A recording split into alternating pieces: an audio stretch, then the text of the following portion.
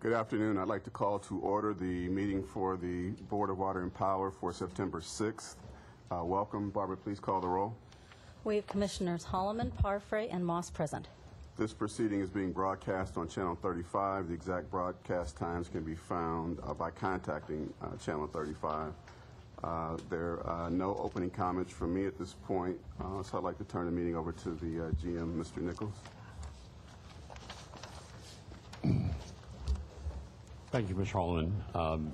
We'd like to start first with an overview. Over the weekend. We've had a number of fires in the area, some caused by man, some caused apparently by nature.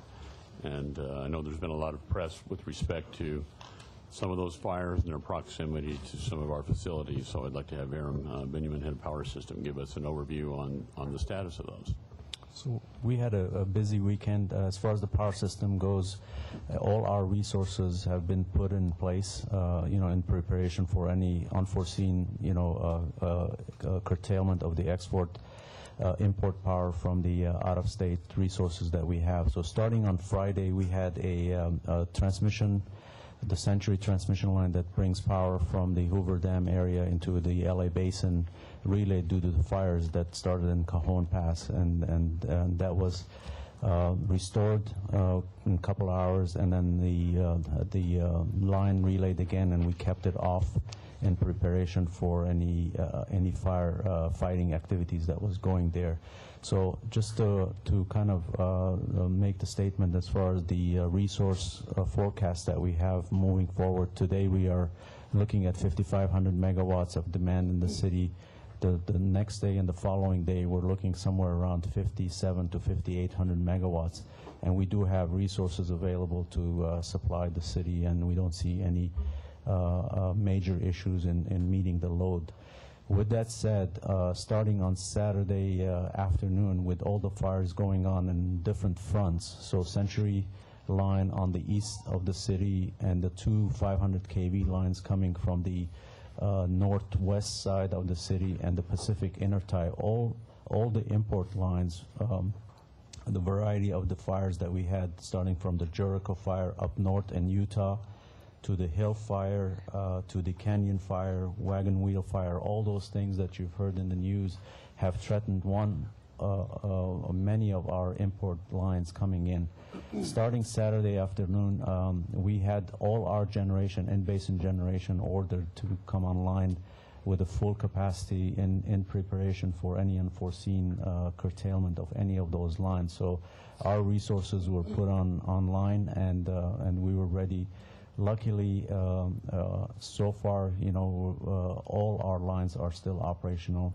We are watching the lines. We have transmission patrol on the ground monitoring the situation. We're cooperating with all the firefighting resources to make sure that if we see any danger to import, that we will bring resources online and we'll meet the city demand. So far the system is held fairly well. We are ready for any unforeseen circumstances, and we will keep you updated if something changes. Great. Thank you, Aaron. Thanks, Aaron. Appreciate that. There are a couple items I would like to bring up. It's been a month since we've had a board meeting. We had only one board meeting in the month of August, and there's been a lot of activity since then, and it pertains particularly to our consideration of our both rates and power and water rates.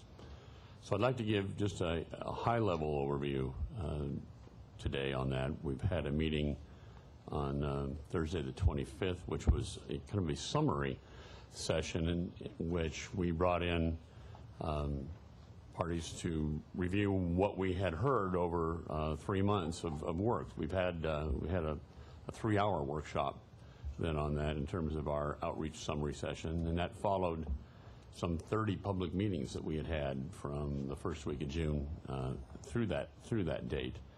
And we went through and presented what we had heard in response to the many workshops that we'd had, the feedback that we'd had on surveys, and gave an opportunity for those participants at that meeting also to comment back on whether they think that we got it right in terms of what we had heard on that. And as you'll, I think, recall, we had a number of discussions during the course of this last summer on what we determined to be basic business needs, those things that were driven principally by regulatory requirements and are what we consider to be absolute minimum level of reinvestment requirements in our aging infrastructure. And then we had asked for feedback from people with regard to what we deemed a number of strategic investments. And we were looking to get, in particular, input on those strategic investments where we had provided that. And we laid out, I think you have copies there, we had laid out survey forms that were available both for people who attended the meetings, it was available online as well, to give their input on both the water side and then as well on the power side, to lay out their preferences, not only in terms of how much do you think we should consider these, but keeping in mind also we had gone through what's the cost to you associated, what is the average customer on water and on power going to pay on that. So it was an opportunity to not only indicate a preference, but to indicate that, knowing that here would be the monthly dollar effect on doing that. And that was, I think, a very, very important aspect for us, so people could say, you know, what's it worth to me? What's it worth to me to have these strategic investments go forward? We heard from people at the meetings, and at the meetings and online, we received about 1,600 responses overall that filled those surveys out. And what it shows here, and this summarizes, I don't know if that's quite totally in focus or not. Maybe I'm just out of focus. It shows for both the water side and the power side the results of those, and they were from low priority to high priority, from looking at everything from pipeline and related infrastructure investment, our local water supply, that's recycled water, groundwater storage, cleaning up the ground, stormwater storage, and cleaning up our groundwater to be able to accommodate that additional water in lieu of continued reliance upon Metropolitan Water District. And generally across the board, as you can see on here, that they were held, very, very important for people. We had on the order about 50% of the respondents had them ranked as being a 5, as being the highest priority on the water side, and with the local water supply being the highest, and fairly similar between our pipeline and our water conservation. Generally speaking, the notion being that given the costs that we're talking about, there's very strong support for these investments, including the additional costs associated with them. On the power side, similar but not quite as across the board. And again, we were looking at low to high ranking, high being the higher priority, and energy efficiency, our renewable portfolio standard. Again, that's not meeting the standard because we have to by law to meet it, but investing in power generation in the ground, having long-term contractual or ownership rights as opposed to what would be near-term, less expensive, and that's entering into shorter-term contracts to acquire that. Power reliability and the acceleration of coal replacement. And I would remind everyone that when we were looking at accelerating replacement of coal, we really were only affected kind of the tail end. We have a 3-year projection of our rates, and if we were to accelerate the replacement first of our Navajo plant, that really doesn't start increasing any cost, wouldn't happen until 2014, which is the tail end of that period of time. So it was really only a part of the costs were being shown. But it showed that there's very strong interest in coal replacement, strong interest in energy efficiency, and strongest of all interest in having us have long-term rights or ownership to renewable energy as opposed to entering into market purchases of that. And it does cost us a little bit more in the early years, and we laid out what those costs would be for a typical customer. Lower item, frankly, was our power reliability, the shorter one, but still, that over 30% of the people were looking at that. And you might recall that in terms of the dollar amount, that was actually the highest dollar amount of any of the individual items that we were looking at. But irrespective, strong for both water and for power support in having that those investments be made at the cost that we had laid out. Now, I want to point out that these 1,600 responses, I can't represent those as being statistically valid for all of GWP's customers. It's self-selection. Whoever elected to do this wasn't a random survey that we picked the survey respondents, but it certainly shows what we had heard. And during the course of that discussion that night on Thursday the 25th, we had about a good 3-hour session on that. I would say, generally speaking, that we didn't hear any comments back from the group, from the participants there, that indicated they disagreed with what they saw those findings to be. It's very valuable input. That input will be used to help shape our recommendations back to this board, and then for subsequent consideration by council. So it's been a good opportunity for that input, and that opportunity is probably not over at this juncture, related to kind of the second item that I would like to discuss here, and that directly relates to the public comment process, but also the timing. We've been, as I said, 3 months out here discussing this, getting public input on preferences, and laying out what our kind of minimum level budgets and expenditures would be for the rest of this fiscal year. And we recall back when we met back in August was noting that the process by which the city council was moving to have the ratepayer advocate position move forward was just starting, was moving, frankly, a bit slowly. At that time when we spoke, a few of the council members had spoken about a position that they didn't believe that the council should consider a ratepayer advocate, consider our rates until they had a ratepayer advocate. That has now been taken formally as a motion by the council. And as a result,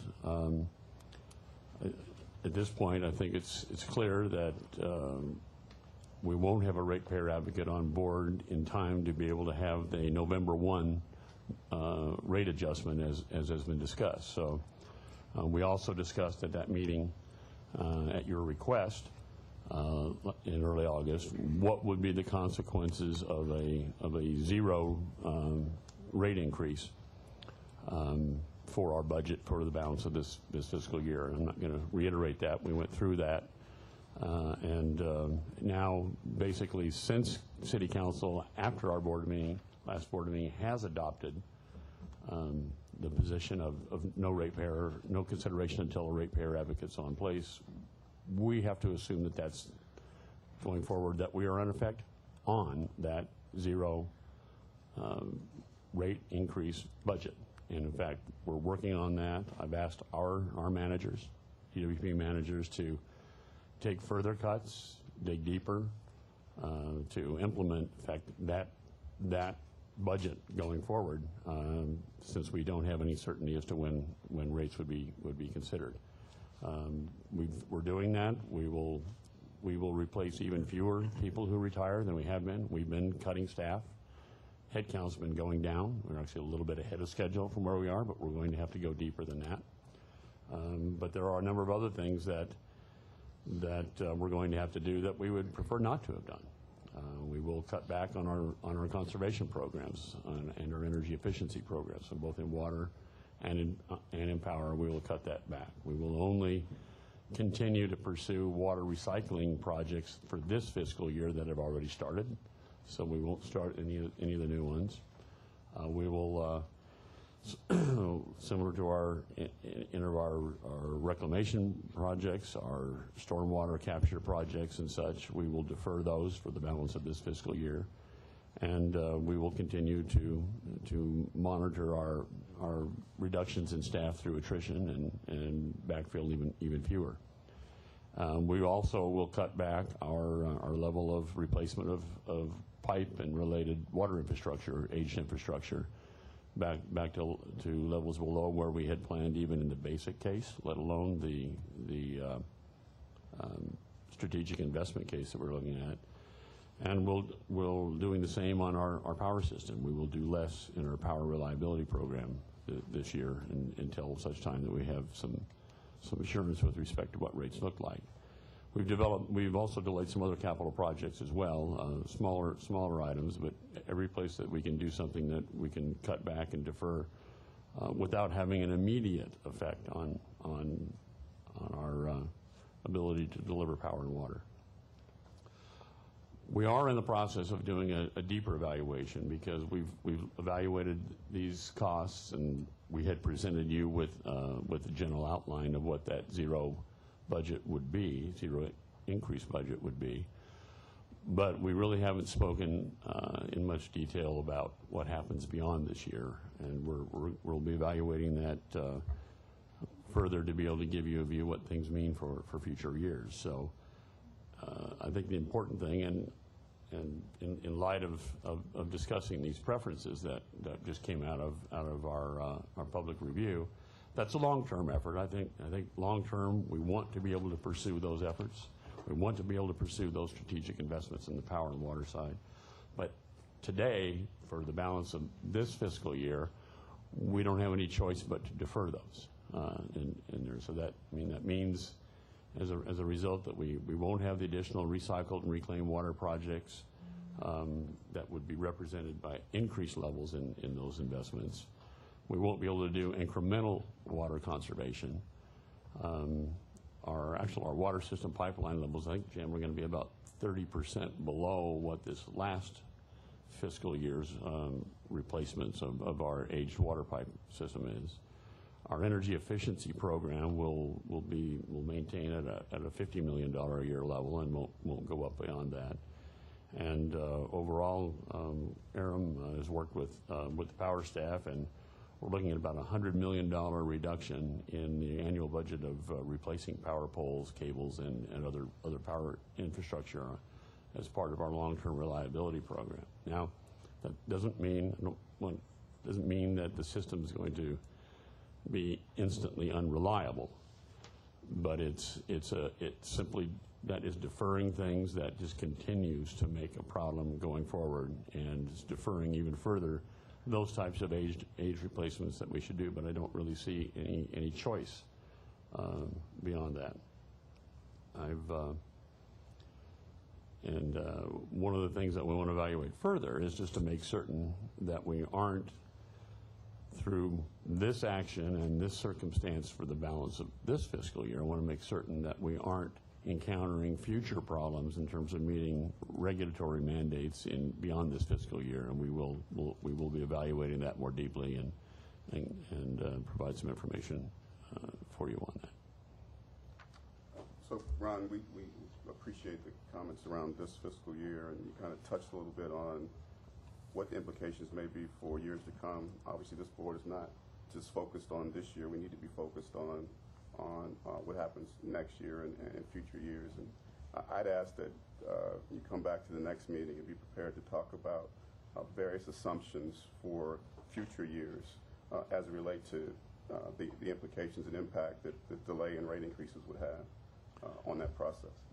I'll be glad to do that. We're in the process of making some of those evaluations. I think we can probably get that wrapped up in a meaningful enough way by our regular meeting on the 20th and be able to have something that shows, again, the effects beyond this fiscal year and what those circumstances would be. Thank you. Commissioner Parfrey. Thank you, Mr. Holloman. I just want to be absolutely clear. So we're not funding any of those strategic investments that we went out and discussed with the public. What about the basic business needs for this coming year? Are we going to be able to fund that? I believe we are. And we've laid out a plan and made a number of cost cuts that we believe will meet those requirements. and I think we're okay through the balance of this fiscal year. I'm concerned about where this could put us in terms of our overall financial metrics, and I'm concerned about what the, I kind of call the snowplow effect of doing the minimal this year and then having some regulatory requirements that we definitely could have funded better this year, and now what can we defer to still meet our obligations in subsequent years, but potentially at a higher future cost. We'll give you some additional information on that when we get together at our next regular board meeting, because we know for certain we have to meet our regulatory requirements going forward. Commissioner Moss? Oh, did you have more? No, I just wanted to thank you for this difficult work that you're engaged in of trying to provide the most prudent administration of this utility given these very dire economic problems that we're facing. So thank you. Thank you, and I'm hopeful that after we've got a ratepayer advocate on board, we'll be able to go through these things more fully and be able to, with sufficient time, on behalf of the ratepayer advocate, be able to review these things and be able to get some appropriate adjustments, recognizing the economic difficult times to be able to make sure that we're meeting not only our regulatory requirements, but be able to move along the lines of these strategic investments that clearly appear to have some very strong support among our customers and stakeholders. Mr. Nichols, I want to commend you and your staff and all the people that put in the extra time to go out and do the community forums. I mean, you had a large number of them throughout the city. It was an unprecedented effort, culminating in the 3-hour summary session. And I know people put a lot of extra time and energy into that, and I want to make sure that that the board really acknowledges that was not something that has occurred in the past and was an extraordinary effort, and hopefully will not go to waste when it comes time to really sit down once the ratepayer advocate is in place and we can really discuss rates. Also, I want to commend you for your judicious report and your measured words that you used. As a volunteer commissioner, I don't have to be so measured. And I want to say a few things. I think that this is a crisis for the DWP that has been manufactured for political reasons, and I think it's unfortunate. I'm not saying that we automatically should have gotten a rate increase, but I think the fact that certain persons have decided not to even consider discussing the rate increase in the face of the cuts that you're now going to have to make and the very, very tough decisions that you're going to have to make is unconscionable. It's not a function of being able to just bury your head in the sand and wait for better days. Issues have to be dealt with, and they have to be dealt with in a responsible manner. And unfortunately, we're in a situation right now where I'm not seeing that happening. We're prepared as a board to do that. You're prepared from a management standpoint, but our stakeholders aren't there with us, and that's really unfortunate.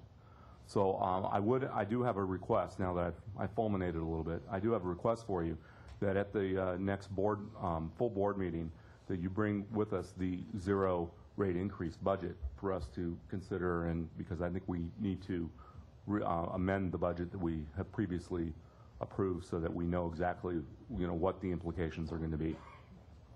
Thank you. Thank you. Thank you. Any more questions for the GM? Let's move on to general comments and requests from the commissioners relative to DWP operations and also what you'd like removed from the consent calendar onto items for discussion. Were we going to do the employee recognition under item number 2?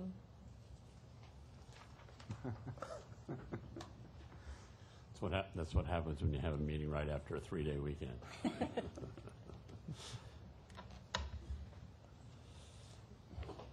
Well, Mr. Holland, I have no items. Okay. Thank you. Let's go to the recognition, and then we'll talk about your. We have undertaken a very major project on modernizing the Castaic, our pump storage project, that on Unit 3, and adding in their automated control system on that. And Aaron, I think you have some comments regarding that. Thank you. This kind of fits in on the status of the power system that I just gave on the reliance of our in-basin generation to supply energy to the city. And this fits into the strategy that we have put in place. And I just want to go quickly, Commissioner, throughout the project that goes on. This is the 5th unit that we're modernizing at Castaic.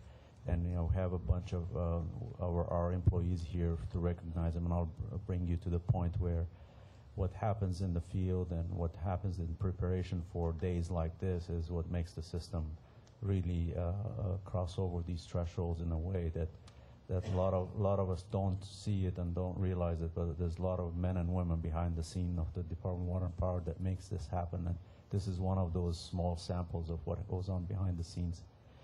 Castaic is a 1,250 megawatts pump storage power plant, and this is a view looking at the penstock coming from the reservoir up, above the power plant to the Eldenberry Dam.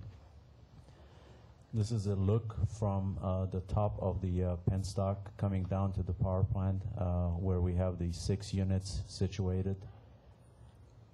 And this is a look of the Elderberry Dam and the Castaic Reservoir. And the reason I'm bringing this up is in these days where the import of the transmission is curtailed, this power plant is capable of generating 1,000 megawatts in less than 4 minutes. So we could put a lot of generation in very, very fast period, to pick up any disturbances that we would have from out of state. And this is extremely important to have these units available.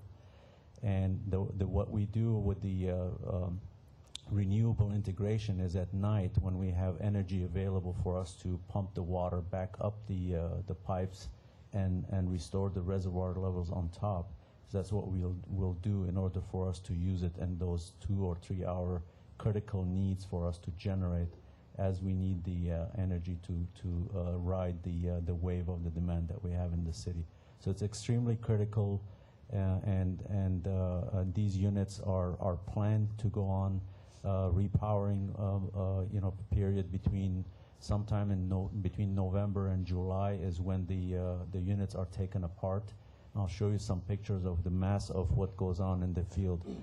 This is the turbine that's being replaced, and the weight of this turbine is about 77 tons, which is equivalent to about carrying 50 cars with the overhead crane that we have. And we've modified the turbine in order for us to squeeze efficiency out of the way water comes down and the way the energy is generated through the repowered turbines.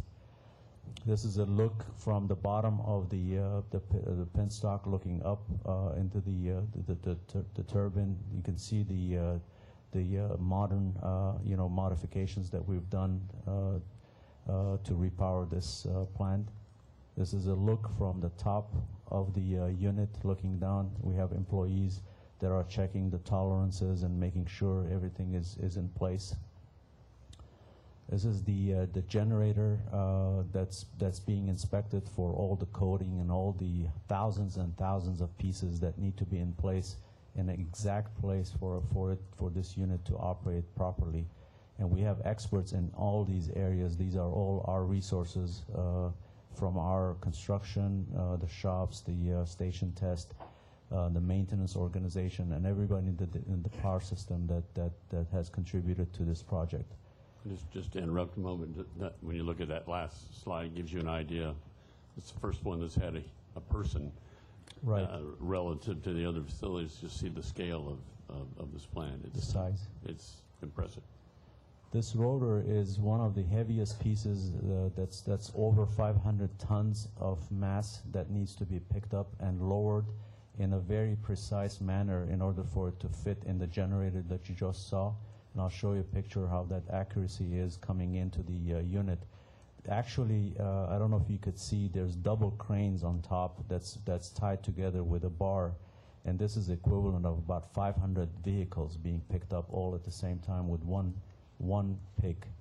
And the accuracy of this operation is extremely important, because as you're lowering this into the generator, if any of those parts are scratched or damaged, you have to start all over again, and you have to come back and restore this. And the way, this is a look at the way the generator is lowered down, and you have employees, actually, if you could see the template that they're holding is extremely thin templates that they're lowering between the generator and the rotor in order for that piece to come in exactly with the accuracy that was designed to, and then come into the unit. This is the yard of the castaic, and these are breakers that are operated hundreds of times then to turn on and off the pumping and the generating mode of the unit. And these were all updated and replaced in order for us to make the system more reliable. These are the new units, the hydraulic systems that we've put in place to monitor and increase efficiency of the oil circulation and everything else that we have in there. This is a view of the control room. As you can see, there's a mixture of old technology and new technology. You could see the monitors at the control room, and we have operators here that operate the units. On the background of it, you also see the old bench and board meters that have been in place for the last 30, 35 years. And that's how the units were operated, with those bench board meters. But right now we have a parallel system, because this is like remodeling a house as we're living in it, and we have to do extremely careful work to sever the control systems that we have in place, and then switch them over to the automated control system while we're operating the units. So you could see the dual operating systems that we have. Eventually these boards will disappear, and we'll have the controls on screen, with electronic controls. But until then, you still have the meters and everything else that you see there operating. So the operators are making sure that the system is safe and reliable before we do the cutovers. What I wanted to bring up, as this unit was being brought online, and the criticality of these units being available in the summertime, you could see, one day can turn things around, like with the fires we have.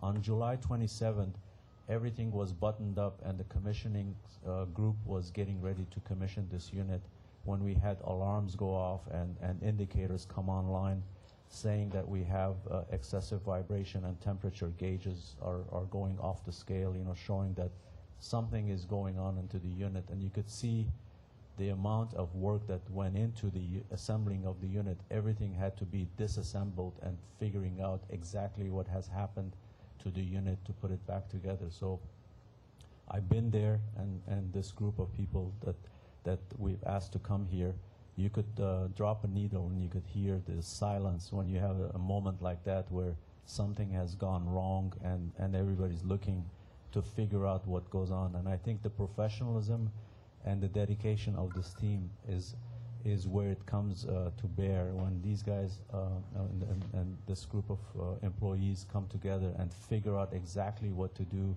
to bring the unit back in service. And at that moment, you see the collaboration of all the groups that I just mentioned in here to troubleshoot. That afternoon, they've started from the bottom up to make sure they eliminate all the causes, and luckily in this instant was instrumentation error that has been isolated and detected, and made sure that the systems were all tested for any sort of disturbances that could happen, that would damage the unit. And the team decided that they've done all the checks and balances, and they restarted the commissioning effort and put the unit back in service as scheduled. And their professionalism and the way they handle these situations really is an indication of what the employees of this department do. So I want to ask them to stand up and thank them for their professionalism and their good service. So if you guys can stand up.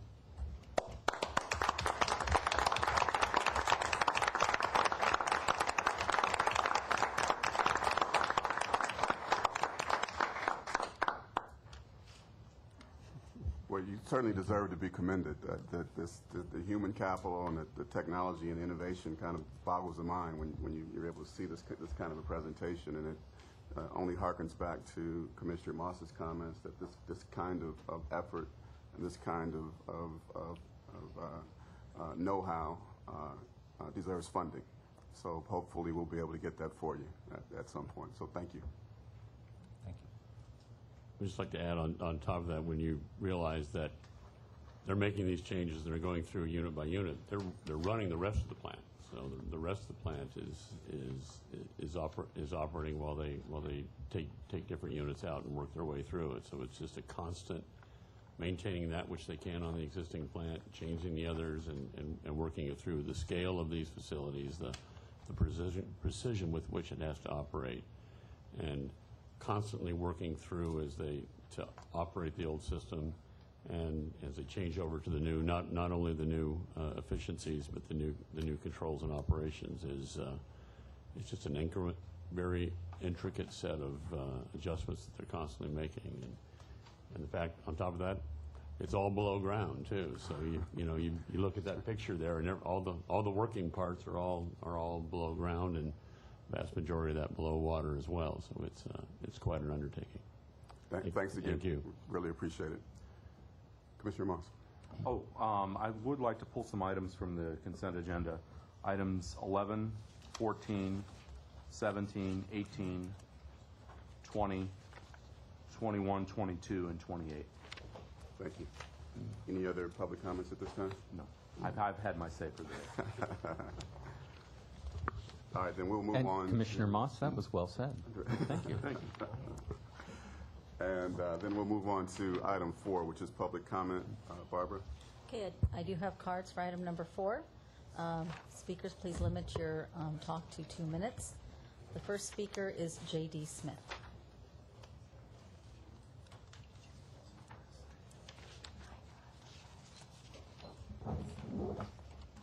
Good afternoon. My name is J.D. Smith, and I represent a company called JASCO. We are a MBE, WMBE, and DBE certified local business here in Los Angeles.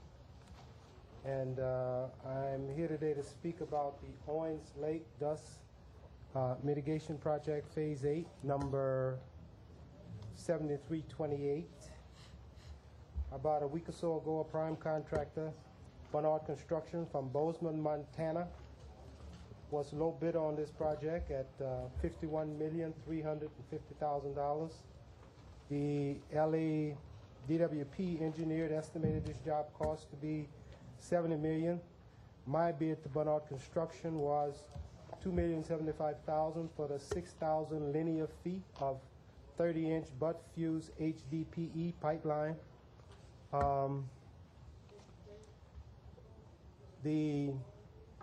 A water line that must go down a minimum of 5 feet.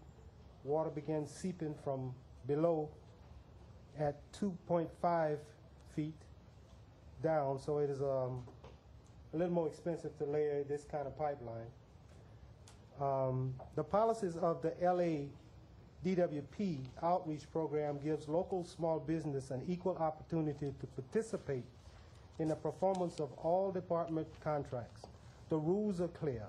Bidders like Bernard Construction shall assist the LA DWP in implementing this policy by taking all reasonable steps to ensure that all available businesses have an equal opportunity to compete for and participate in LA DWP contracts.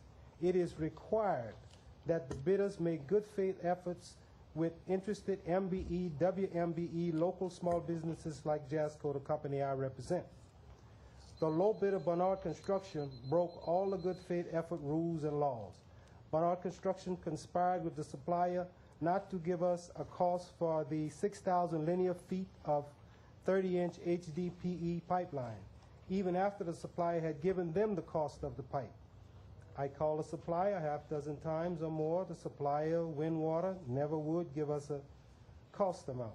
I called the estimator, Larry Bauer, at Bernard Construction, and asked for help with the supplier who had already given him the cost of the pipeline. I asked him to just give me the price they had given him. He said no. Could you wrap up your remarks, please? In conclusion, what I want to say is that Bernard Construction conspired with the supplier not to allow us to get prices to complete our bid for the 7328 project at Owens Lake. And as a result, we were not able to be part of the bid. So therefore, I'm asking this board to allow us to receive our subcontractor's bid of $2,075,000, which is a small part of the $51,350,000 bid. Thank you for your comments. Have you had the opportunity to speak with someone on staff about this matter? No, sir. Would we make someone available, please, to have a conversation with him? Yes, we do that. As soon as possible. Yes. Thank you. Someone will be in touch with you, sir. Okay, the next speaker is Doug Carog.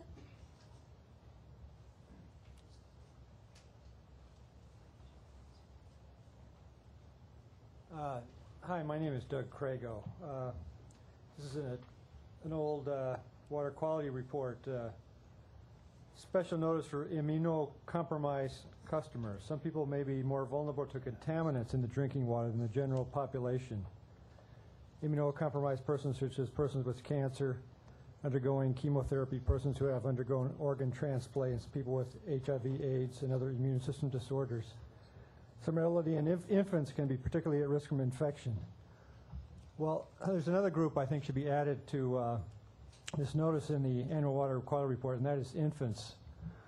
Because infants 0 to 6 months of age are getting too much fluoride, basically due to the water system, which supplies fluoride. If these infants are on infant formula, powdered or concentrated infant formula, they're getting an overdose of fluoride. So most parents don't know about this situation. It's not widely publicized. So I think by having a little notice in the annual water quality report advising parents to consider using non-fluoridated water to prepare their infant formula would avoid a lot of fluoride overdosing of infants in the general population. So that's my suggestion, and I hope you take it seriously. Thank you. The next speaker is Linda Romney.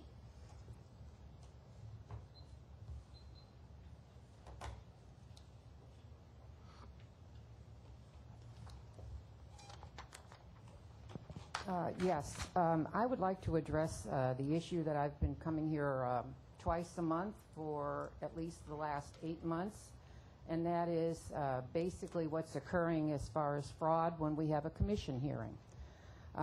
When we do requests as ratepayers in writing 40 times requesting under the California Public Information Act information having to do with sites, documents, bulletins, whatever, concerning underground water leaks. We received nothing.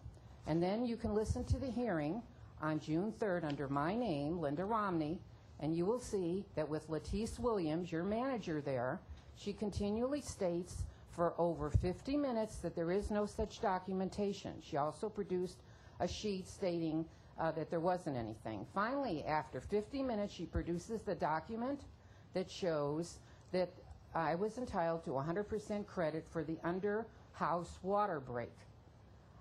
Finally, after 8 months and $100,000 worth of damage, because as a senior citizen and a disabled senior citizen, my water was turned off. During the entire summer, I have over $100,000 worth of damage to my property, 3/4 of an acre, everything dead as a doornail. So finally, I talked with Mr. John Shin here. He made arrangements with me, walked me to my car on Chevis Street here, which is a long distance, guaranteed to me that the water would be taken care of. Still, I'm getting correspondence that says that I owe $462.17. Now, that water was supposed to be taken care of, still shows.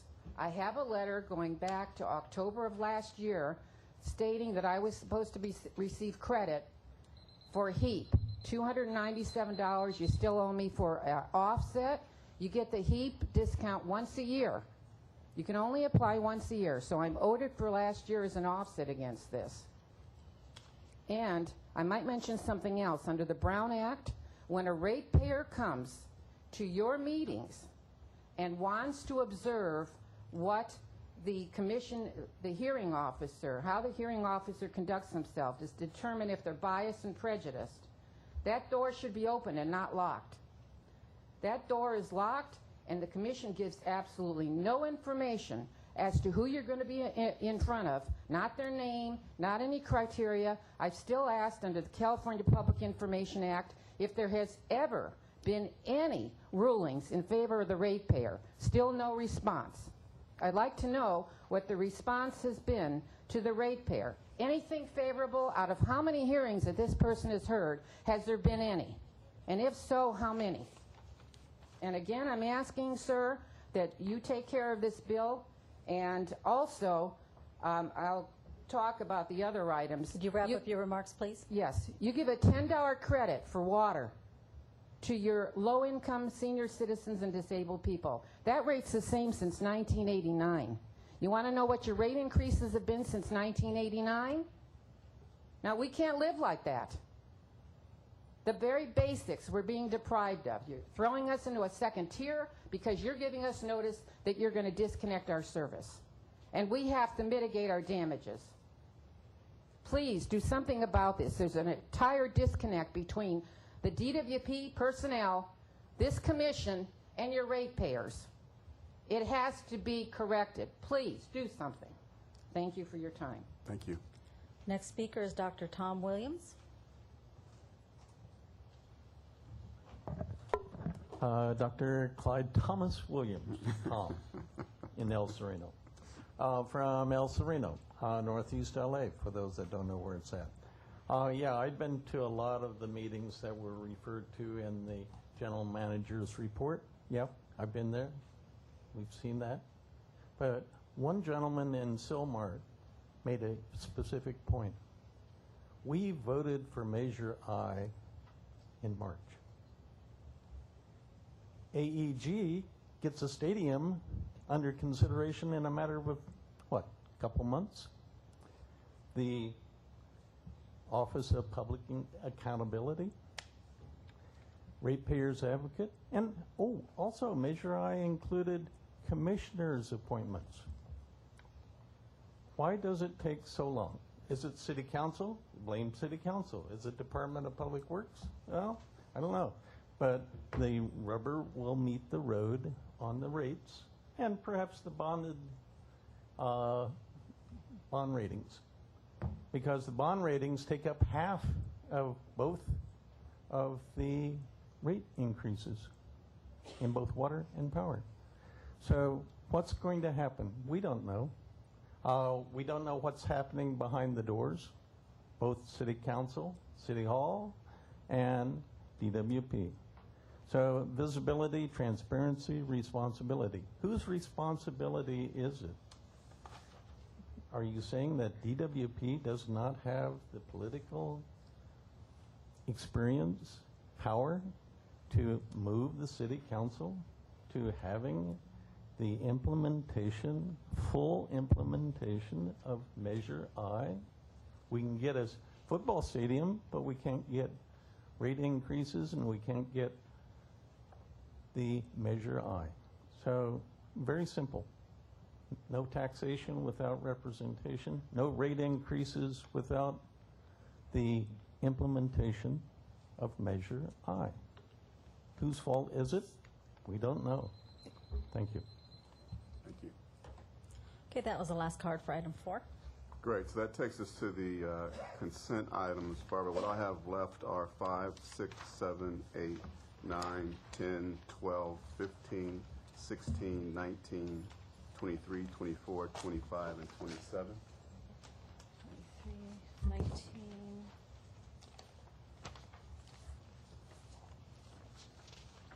Uh, 19 and 20? Or did 20's Mr. out. 20 Mr. Moss wanted 20? Okay, right, yeah, then that's right. 23 through 25 and 27. Do I have a motion for those items? So moved. Second. All in favor? Aye. Aye. That passes unanimously.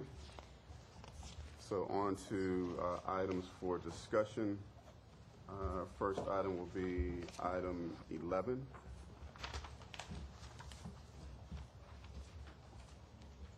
Commissioner Moss, you interested in a presentation on that item? or do you No, I a just specific have question? a very specific, easy question. There's a similar item that we just approved on the consent agenda, item 12. But in item 12, there was also included a treatment charge. But in item 11, there was no treatment charge. And I was sort of curious why that was. I'm going to have staff come up Okay. and explain it. Thanks. Has to do with where in the city it is, but I'll let Jim explain it to you. Good afternoon, Commissioners. Jim Yanata, Assistant Director of Water Engineering and Technical Services. There's two charges for a typical recycled water customer. One, if you are served by the LA Glendale plant or Donald C. Tillman plant, because their discharge permits require them already to treat to the tertiary level. So there's a lower charge for that. However, if you're served from water originating from Hyperion, where the one for the parking spot is, the charge is higher because the water rates ordinance allows us to charge an additional 20% up to the commodity charge for water, which is like $1.30 or $1.40. So that's the additional 20. It's basically for treatment from secondary level up to tertiary, which then allows us to serve the water for irrigation and certain industrial purposes. That's why there's a difference. I see. So it's really a geographic location of the end user of the recycled water? Yeah, and it also has to do with the discharge requirements of the Bureau of Sanitation plant. The Hyperion plant discharge requirements is to treat it to the secondary level, but secondary water is not allowed under the state to be used as recycled water until additional treatment goes into. Whereas further up into the city, LA Glendale plant and DCT, the discharge requirements of the LA River require them to treat to the tertiary level. Now, I'm assuming that it's our policy to want to encourage the use of recycled water, but it concerns me that based upon the geographic location of someone in the city, that may be a better deal or a less good deal for them. Well, it's still much cheaper to use recycled water to offset imported water than the cost of potable water. Okay. All right. Well, thank you very much for that. Okay, That's helpful. thank you. Thank you. That takes us to item 13. We have a speaker card on 13. Do we need a vote for item Yes. I'm on sorry. 11? I move to approve item 11, please. Second. All in favor? Aye. Aye. That carries unanimously. Item 13. We have a speaker card. Yes, I have one speaker card for 13. Dr. Tom Williams. Dr. Tom Williams, El Sereno. CDM, they're a pretty good company. However, a 30% increase in a professional services sounds rather expensive. What have we gotten? Well, we've gotten some meetings and things like that, but almost $500,000 of additional costs between now and the end of the project. I am all for recycled water. I've done a lot of recycled water outside of the state of California because of the health services. I don't get involved with them. But $500,000, 30% increase. Is there something that we're missing? There's also a matter that a lot of the WBE, OBE, other BE participations were markedly changed. So we're quite interested in why the sudden increase, what's the scope, what are we actually going to get or have gotten for almost $500,000? And I'm always interested in that the contract is not to exceed. Well, we're exceeding it by 30% or more. Thank you. Let's have staff come up and speak to the 30% increase with.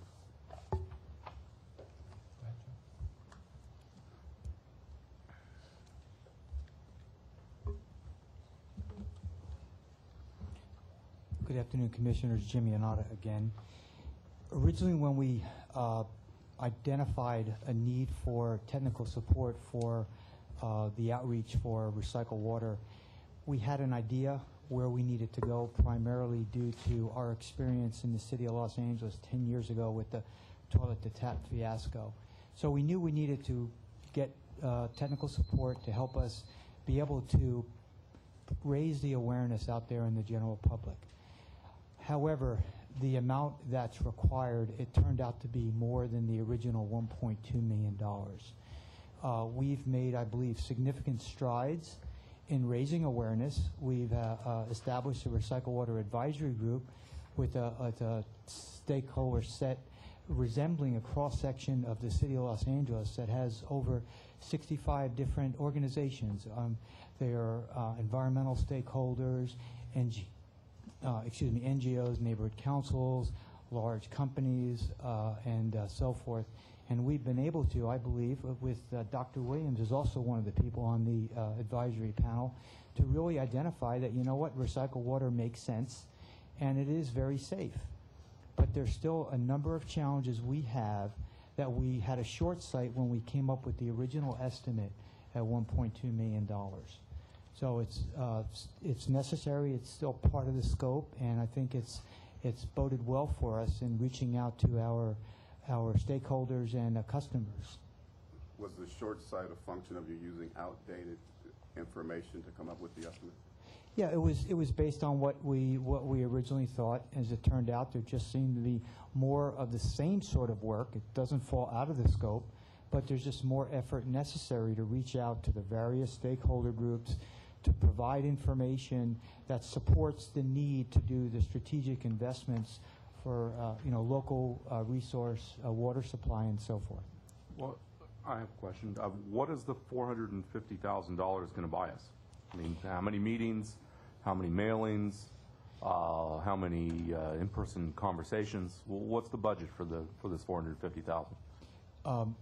I don't have the exact breakdown, but basically it's $350,000 of that is specifically for recycled water outreach to various stakeholder groups, including what we call continuing our recycled water advisory groups. That's meeting with these 65 key stakeholder groups, half-day sessions to continue with the development of our recycled water master plan that should be done toward the end of this year, so we can have a final product that will tell us, moving forward, this is how the city of LA can cost effectively build out its recycled water program to meet the goals of the urban water management plan. There's also an element, about $100,000 in there to help us with our strategic outreach efforts for the local resource programs and so forth, which recycled water is a very key element of. So, Mr. Yanada, just to be really clear, we currently have a Purple Pipe program in place where we're delivering, advanced treated water to various customers. And yet, what makes this process really important is that we're looking at potable uses in the future with recycled water, and that's a very delicate subject, and we want to make sure we have a very good process in place so that the public has the confidence in the quality of that water. And is that accurate? Yes, but when you say advanced treated water, right now we are treating water up to the tertiary level Right. for irrigation and some industrial uses. However, in order for us to really take advantage of what's called groundwater replenishment with recycled water, it's taking effluent, which is tertiary treated, to the advanced level, reverse osmosis, microfiltration, advanced oxidation.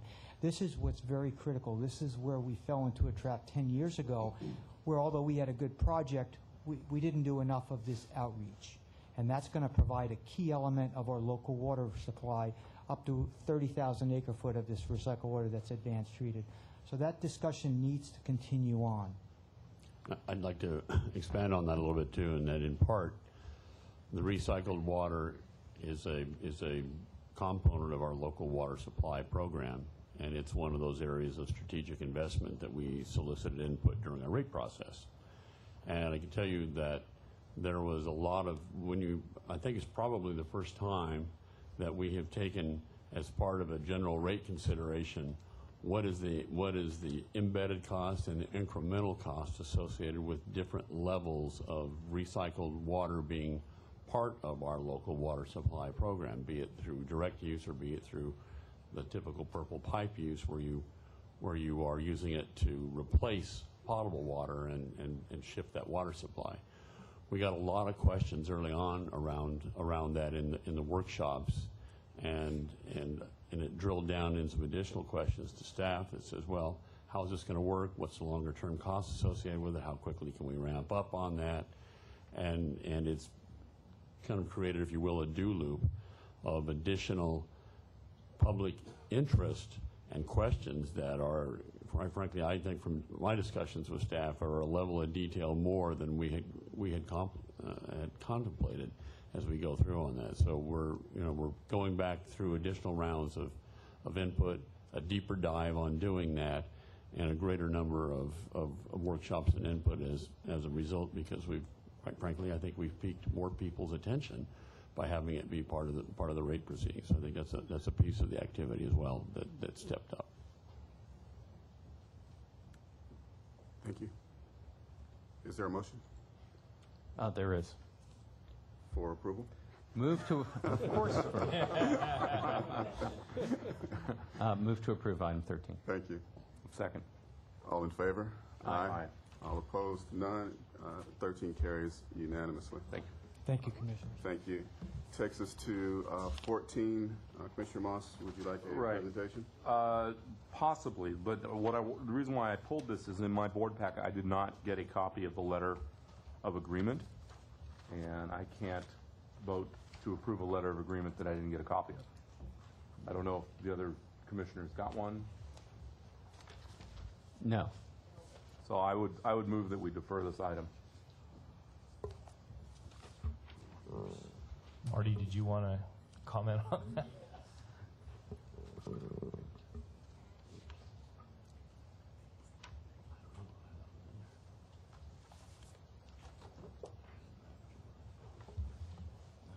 Good afternoon. Marty Abbott, Director of Water Operations.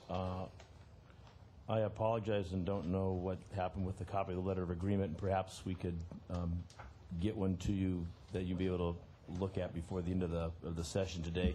The agreement is very simple. It's we've been trying to do the groundwater study at Owens Lake to use those test wells that we've put in over the last year and a half. And we're at the last hurdle where there's a Great Basin Air Pollution Control District policy that would not allow DWP to use Great Basin's wells that are on the lake. And so we're coordinating through Inyo County, who the Inyo County Water Department is willing to conduct the testing for us. So it's very simple, no cost agreement. It's going to be up to a year, but it'll take less than that to do the testing. It's basically to use Inyo County as a no-cost middleman, so we can complete the testing to see if there's groundwater available to help with dust control. And we can have copies of it made and defer to the end of the meeting.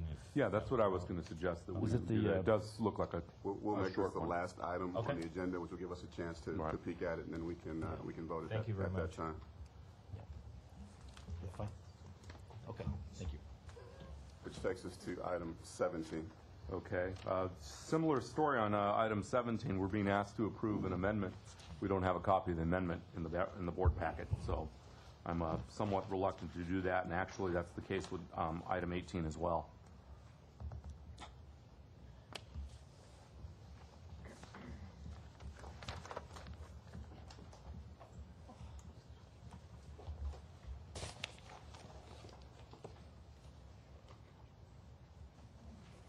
Someone want to speak to the amendments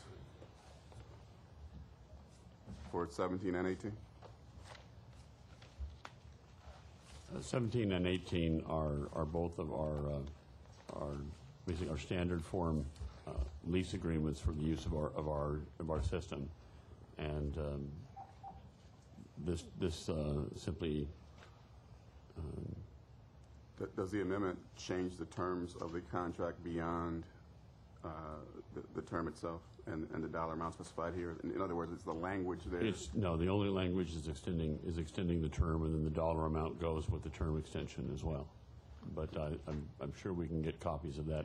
Does that explanation suffice? No, I think on contracts, I need to see the contract. Okay.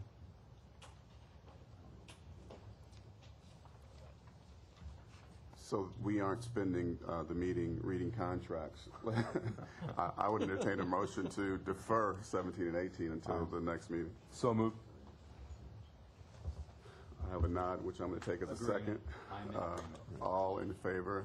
Aye. Deferment, yes. Right. All in favor of deferring is unanimous. So 17 and 18 will be moved to the next regularly scheduled board meeting. Okay. And my apologies, Commissioners, I thought it was in there. We will make certain that we get the basic agreements in as well as the amendments. That would be helpful. Thank you. Thank you. Item 20. Yeah, I pulled item 20 because I have a question for the General Counsel. We're being asked to approve the medical exams, physical exams for executives. There are approximately, according to the board report, 179 executives who are getting that. It's a $650,000 approval over a 3-year period. My math shows that works out to over $1,200 per person per year of medical examinations. And the question for General Counsel is, since this is part of the MOU, is this something we have any discretion over, or are we just rubber stamping it? I'm Susanna Reyes from the Human Resources section. This is part of the MEA provision for the executive physicals. And with regards to your question, the 179 managers are the ones that are eligible to take advantage of the benefit. And usually, in the past, 48 managers took advantage of it. And for this current one, we've seen an increase, and we are projecting an increase to about 52 or 58 managers to use this executive physicals benefit in the MEA provision. Shannon Pasquale, HR. It is a letter of agreement that we have with MEA as it relates to what we are going to be providing to them. As you may recall, we came back several months ago to ask for some additional funding because we had seen an actual spike in the number of individuals who took advantage of the executive physicals, which at the time we indicated that we would be having a new contract in place coming your way, which we have. It's before you today. In terms of discretion, the only discretion that we have as it relates to the MOU agreement is to make sure that we have it available to the qualified managers during the length and the term of our MOU agreement with MEA. So is there anything in the agreement with MEA about what the nature of the services are supposed to be for each person, or how much? Is there a cap on the expenditure per person? It's the projected cost. Those who are eligible, the comprehensive examination is about $3,900. It ranges from $3,400 to $3,900 per comprehensive exam. And in the 3-year period, how often can an employee have an exam? Once a year. Well, this is very enlightening. Okay, it doesn't sound like we have a whole lot of discretion here in terms of what we can do. It just seems like, and I don't want to begrudge the executives. They bargained for this. They've been given this, but it just seems like a lot of money for medical exams. The benefit, if I may, is that this is a comprehensive exam, and the facility usually does it in half a day. Which cuts the time of the managers in scheduling different diagnostic tests. And so it is also one area where they can confer or consult with their primary physician in terms of getting the statistics about their health diagnostics. So it is a very helpful comprehensive examination that cuts the time of the executive going from one test to another. I see. And I noticed that there were RFPs sent to 7 bidders, but only 1 bidder came back. Why was that? Only 1 bidder came back this time around, but we did follow up with the remaining 7 prospective bidders. We were contacted to determine why they had not responded to the RFP. 2 prospective bidders explained that they were unable to respond due to their own staffing issues. One explained that they did not have the facilities to really perform the services that we are requiring. And another bidder explained that they misinterpreted the staffing requirements for the RFP and decided not to respond. But all 4 prospective bidders this time around that provided explanations asked to be considered again in future RFP opportunities for this contract. So there was an outreach Okay. to the prospective, to the bidders. All right. Thank you. Appreciate it. Thank you.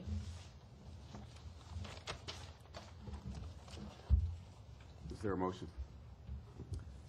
I move to approve the item. On a second. All in favor? Aye. Aye. Carries unanimously. Item 21.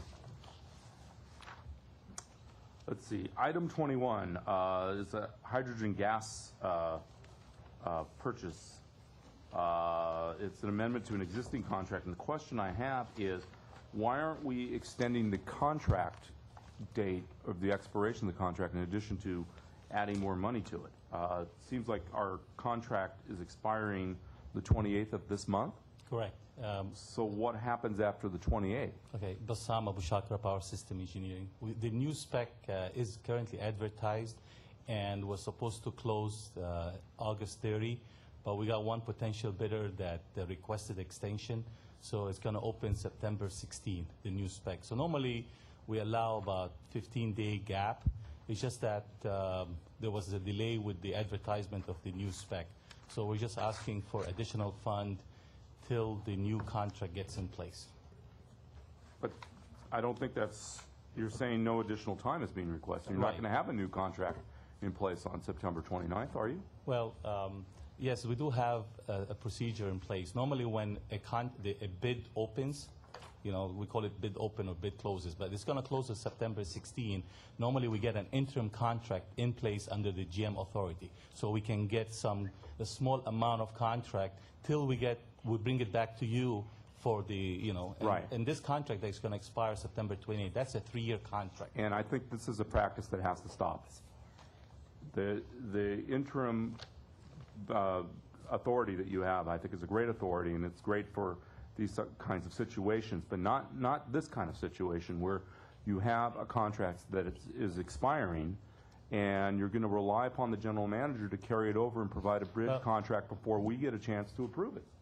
I mean, this is not the way it's supposed to be. Commissioner, but that's not the case. Sometimes we add money so we can purchase, like we can purchase material and have it available in stock till the new contract is in place. So we're adding fund. We can issue what we call release orders before the contract expires and get delivery of the material till we get the new contract in place. So sometimes we don't have to do an interim contract, you know. So we have, you know, 2 things going. Number one is we're adding fund so we can buy hydrogen gas, you know, till we get a new contract in place. The other option is also to have an interim. It doesn't mean every contract we got to get an interim. That's not the case. We have many contracts come before you that already expired, but we have enough material in stock that we didn't need to. Did you not have a third option, which would be to extend this contract for time? Yes, we can, but it takes a long duration to go beyond the 3-year period. Well, I think the message and the reason why I'm highlighting this is the message I want to send is that the contractual procedures have to start earlier in the process. You know when your expirations are occurring. You have to get the contracts before this board before they expire. This seems to be a theme that since I've come on to the commission, I've seen time and time again.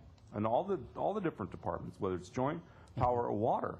And I'm going to start voting no on all these contracts and all these extensions. This is not the way to run the railroad, or in this case, the utility.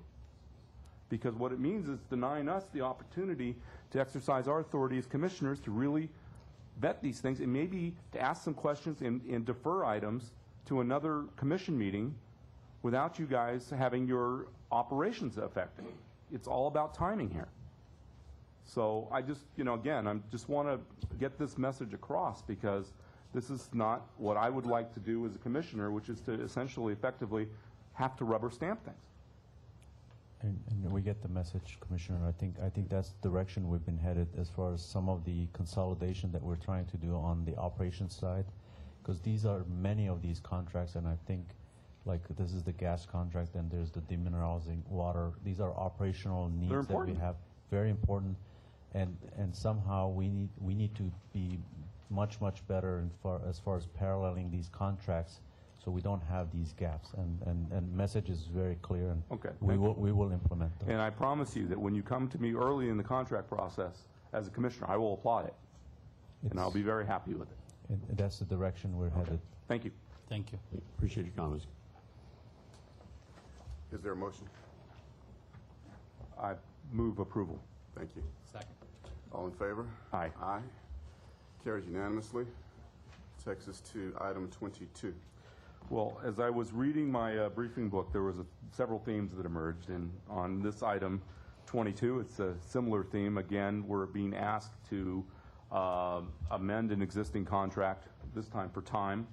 If I'm reading this correctly, we're extending for 4 months to enable the next contract to be put into place. And once again, I got to ask the question, why?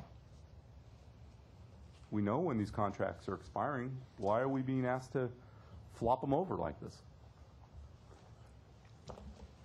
Especially this one, which seems to be very, very important to customer service. Well, this one, let me comment on this one.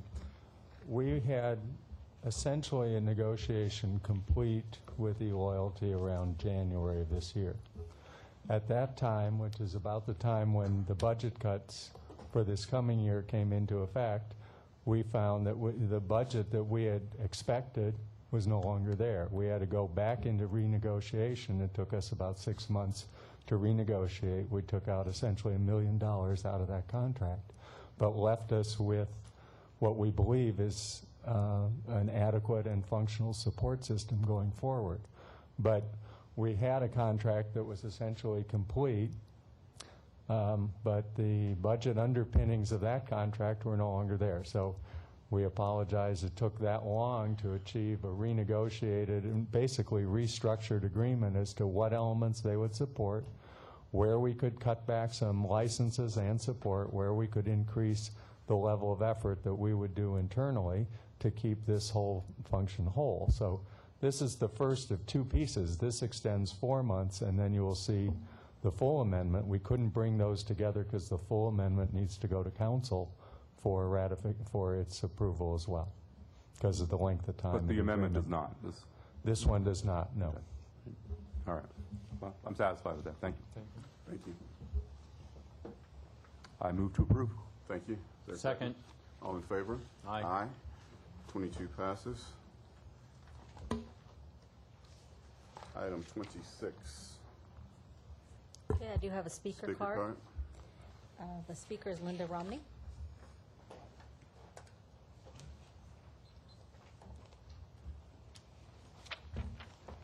Again, I am before this board to address the genocide of your low-income, senior citizens, and disabled. Your low-income discount only applies to senior citizens and the disabled. Now, you know that as far as Social Security is concerned, for the last 3 years, there hasn't even been a 25-cent increase. Yet your publication states for the DWP that you receive a 20% discount. That is not true. It is a set amount, $10 for water and about $34 and change for electric. That's back to 1989. You have not had any increases for your disabled and for your senior citizens, but you sure have put in those tiers, haven't you? You are not setting the zones properly. You have the San Fernando Valley, which is at least 20 to 30 degrees hotter than it is in downtown LA, on the same zone, which means that the San Fernando Valley is financing all of the citizens here that have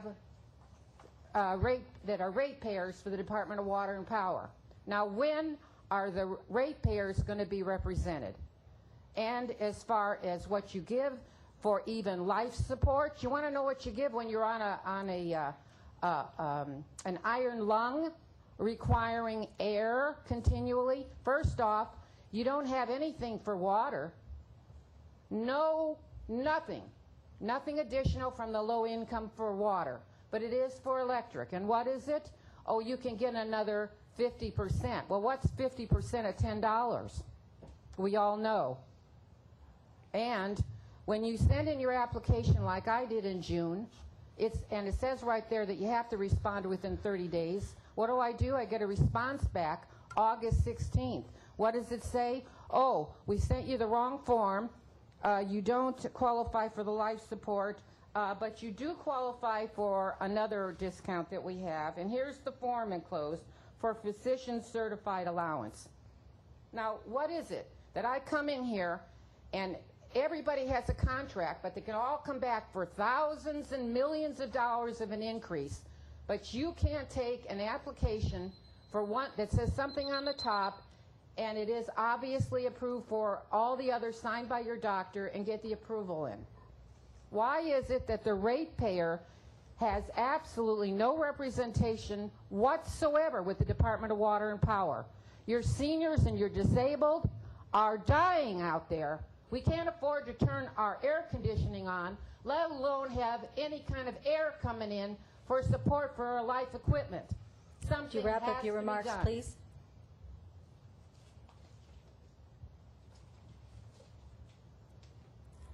That was the last card for that item. Thank you. Is there a motion There is. to approve? Move to approve. Second. All in favor? Aye. Aye. Carries unanimously. The chair would like to entertain a motion to defer item 28 to the September 20th meeting. So moved. Thank you. I'm fine with that. Thank you. All in favor? Aye. Aye. And then, Barbara, we're coming back to 13 or 14? It was item 14. 14. Has everyone had the opportunity to review the letter for 14? I have. I have. As of aye. Is there a motion? So moved to approve. Thank you. I'd like to second the item 14. All in favor? Aye. Aye. 14 carries unanimously. Takes us to the items for discussion. Item 29. Who's presenting 29 for us?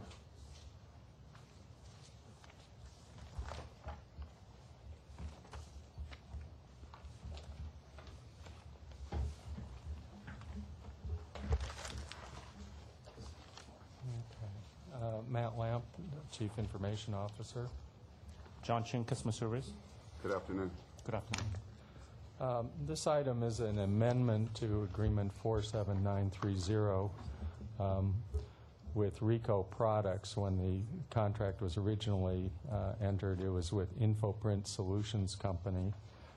They are the supplier of our large-scale mainframe color printers that are essential for the new bill that we've put out.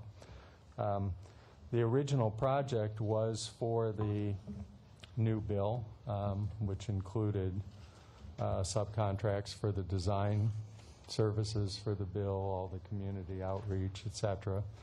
The installation of the printers and the automation of a large portion of the print-to-mail process. That project was successfully completed, and we have the new bill in full operation when it began going out in May of this year. The amendment is essentially to deal with the modifications that will be necessary to adapt the bills coming out of the new CIS system. This is one of a few contracts you will see where there's activity where professional services required to essentially adapt the file form from the file format coming out of the old system to the new system. It has in here essentially the professional services to help us work with the file adaption. It also includes the capability for us to upgrade the printer speed to accommodate monthly billing, which is a desire for when we go live with the new CIS. It includes an adjustment to the click charges. Those printers, the maintenance bill on those printers is based essentially on how much paper you run through them. And we found, because of all the onserts we do, that is, we now put the DWP essentially newsletter to customers as part of the bill print stream, that our estimate of the number of pages was slightly low because we're putting out more of that information. So we needed to make a slight adjustment in the contract for increasing maintenance. So that's essentially the services that are here. The primary purpose is, and the substantial portion of the funds that would be increased by the contract amendment relate to either the new CIS project, with a portion of it being to allow us to acquire the upgrades to the printers to allow them to support monthly billing. So here's my problem, and I'm not going to get as animated as Commissioner Moss did, because my issue is based on more of a feeling than a fact. But it feels like every few meetings we have a CIS information request for an increase, and it's not nickels and dimes, it's millions, right? And that's right. That feels that way to me. It feels starting to feel like a money pit to me. Like every 3 months we need a couple more $1 million for our CIS system. So let me differentiate between the budget and the contract mechanisms. Okay, so there's a CIS budget that includes a lot of things. There are multiple contracts that end up needing to be done to execute that whole system. So the major contract is with Price Waterhouse. Price Waterhouse is our system integrator. There is a contract with a quality assurance firm. There has been one contract amendment that we made to the quality assurance firm that we essentially deducted from Price Waterhouse's contingency. So it was essentially cost neutral. But there are a number of other costs when we laid out the whole project budget that we couldn't expend either directly with PwC or directly with Oracle. So examples, and you'll see these, so upgrading the printers and having the printer specialist be able to take the new format file coming out of CIS and adapting it into our bill is a specialty work that's not PwC, that's InfoPrint. Developing certain of the interfaces, so for example, the interface into the work management system that the power system uses, so we can best coordinate work related to meter replacements and make sure that, unlike today, we have a smooth automated process for when somebody goes out and changes the meter, that information gets into the billing system quickly so we can generate accurate bills quickly. So not to cut you off. But that work has to be done by the software company that does the work management system. So my impression is each time I ask you a question, you're going to have a very germane answer. Okay. Right? That makes a lot of sense to me. What bothers me is that there's so many of them, and I'm starting to feel like I don't have control of or recognition of what this thing is going to end up costing over time. I'd like to respond, because you're right. In fact, we discussed exactly this point in preparation for the agenda for this, in that we do have a lot of things. I'm going to assume this is not a criticism of our staff. It's just we're midstream of a very complicated beast, and we have not adequately explained to this board that what are all the tentacles of that beast. And I have history of experience myself in dealing on behalf of other utilities with customer information systems, and they are complex, they grow, and they can get out of control. And I want to make certain this doesn't get out of control. Right. And so we are going to pull together for the board, and our hope is to have it by our next meeting, something that gives you, and trust me, we won't do it in extraordinary detail, that more than you would want, but we will give you a breakdown of where we are right now on that process. What are the components of that are truly the CIS system in and of itself, and what are the other pieces of our equipment and software that we either have changed or are going to have to change that are a part of that, and give you a roll-up of what that total amount is. Now, I say that with some intrepidation, that I cannot guarantee to you as we sit here right now that we know each and everything as how it will work from the perspective that we are changing over an incredibly antiquated system, that even parts of that system, some of our outside advisors weren't even alive when it was first installed, so they weren't born yet.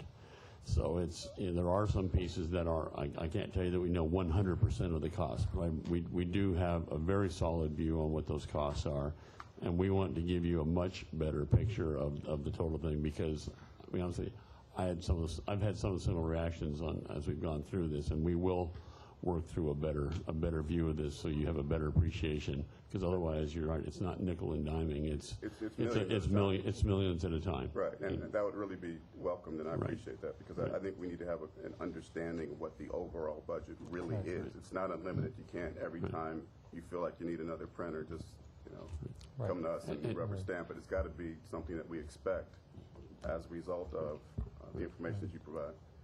And just to clarify, the CIS will be rolling out monthly bills in what timeline, Mr. Lamb? When do you anticipate that happening? Well, for the monthly bill, I think we're still sitting down with Mr. Nichols to go through all the requirements, because it adds a certain amount of complexity to the project. It touches all the process on the collection and on the printing side of it. So I think we're going through the full analysis with Mr. Nichols, and we can, part of the presentation, also present some of that. But you're asking us to put down money for a printer for a timeline that we are not clear about. So the piece of the printer here is actually a fairly smaller piece. Instead of buying new printers, what we have asked outside suppliers to do is to take a look at increasing the speed of the existing printer, so they can go in and fine-tune the existing printer that have already been purchased, and try to double the existing printer speed to accommodate the monthly billing. So there's a small portion of this overall, the $586,000 that will be used to upgrade those printers. So let me be clear. Until we have a final decision on monthly billing, we will not order the printer upgrade. But the question is keeping that, the process of packaging up these contracts and amendment is administratively very extensive. So when we bring a contract like this, our goal is to bring everything that would be necessary there.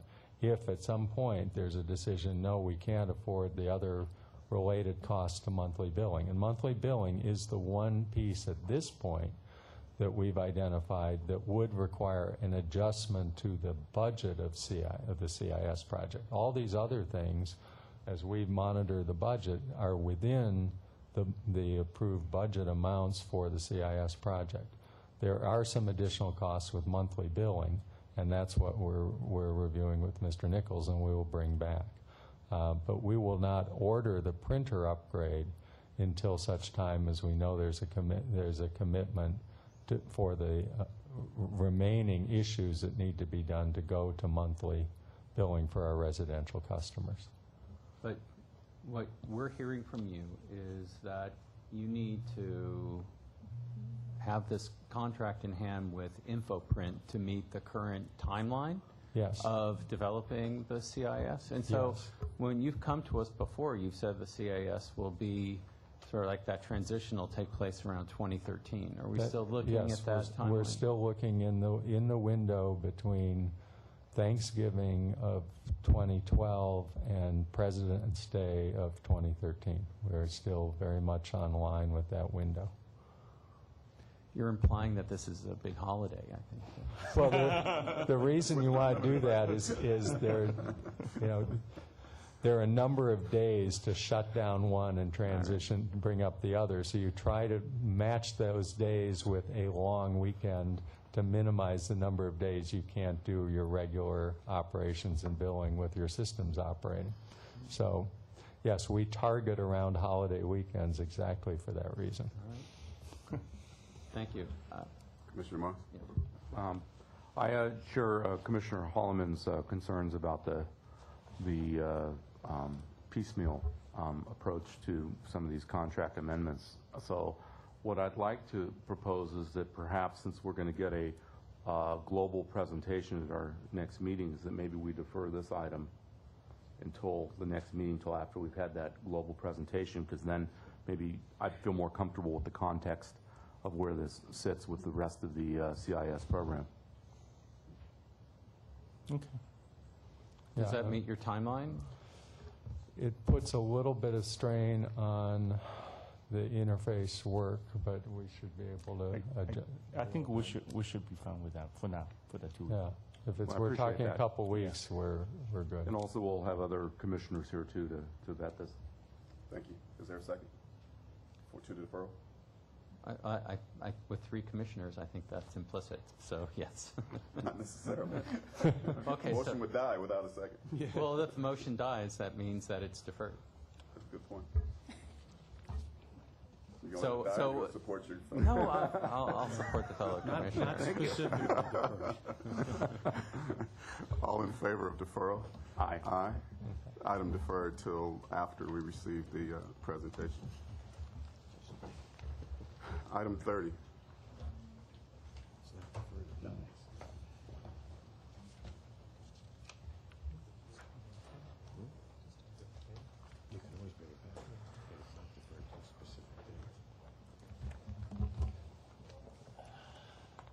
Good afternoon, Commissioners. I'm Tom Patzloff with the Fleet Operations Business Group. And Michael Sullivan with Fleet Operations.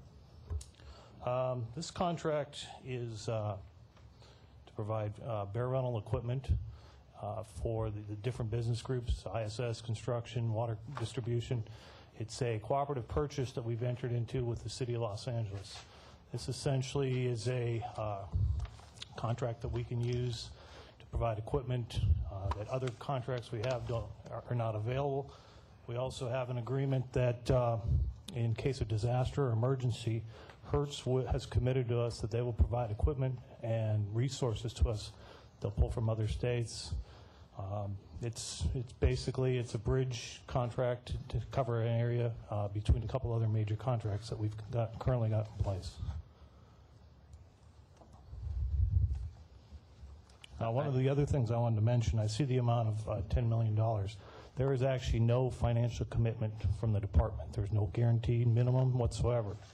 If we use it, we pay for it. If we don't, there's no, there's no obligation whatsoever. Is there a process in place for us to not use on a consistent basis rental equipment that we have purchased and could be used on that basis? Yeah, there is a process. We have a fleet engineering group that is, purchasing this equipment as quickly as it can. There are certain environmental issues, related budget issues, and sometimes utilizing rentals makes more sense. You use them for what you need, and you give it back. We've got some major projects, water quality. We've got a major SIR coming up. We rent the equipment, we use it, and we return it. A lot of it is very specialized. It's very difficult to work on, very difficult to purchase. So a lot of times, unfortunately, it makes sense. It's and we've been utilizing for years, and it's very effective. All right. I move to approve. Second. All in favor? Aye. Aye. Passes unanimously. Thank you. Thank you. We have a speaker card for 31. Yes, the speaker for 31 is Dr. Tom Williams.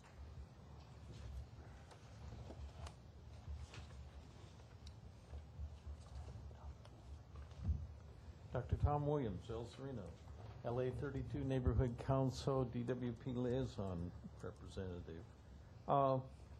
Organization. How can you have an organization without having a strategic plan?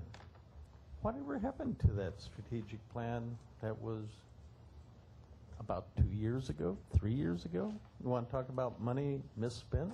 Nothing ever came from it. So how can you have a strategic plan without an organization? How can you have an organization without a strategic plan? Welcome to LA.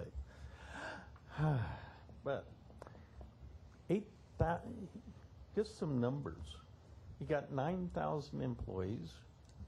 About 20% are in water, 42% in power, and the rest are in joint operations. Oh, that's interesting. It's also a matter that you pay them $7,900 a month plus benefits on average for all 9,000, if you take the total versus the numbers. So it seems rather expensive for the city of Los Angeles compared to others. So that's apparently been well known for a long time. So all we're trying to do is find out how does this organization and the number of employees reflect the zero rate increase that's going to be coming. Can you approve it without knowing what the zero rate budget will be? I don't know. I wouldn't want to try it. Also, how can you approve the organization when an organization of many billions of dollars a year, 9,000 employees, doesn't have a strategic plan, a business plan, which would have probably dealt with some of the things such as information technologies, rates, timeliness of supply of decision documents. So strategic plan on one side, organization chart on the other, and rate. How can you have one without the other? Thank you. Thank you. Presentation on 31.